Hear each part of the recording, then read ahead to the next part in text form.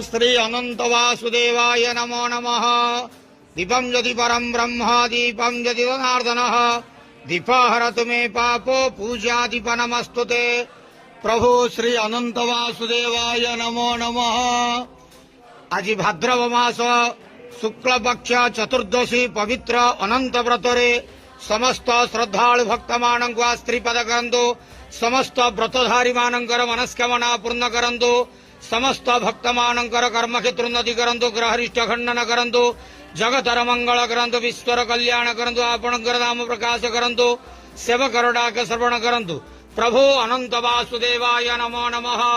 संताकारं भुजगशयनं पद्मनाभं सुरेशं विश्वाधारं गगन सदृशं मेघवर्णं शुभंगं लक्ष्मीकान्तं कमलनयनं योगिर्विध्यानगम्यं वंदे विष्णुभैरं सर्वलोकिकनाथं संसार सुखिरखंदनं देगवार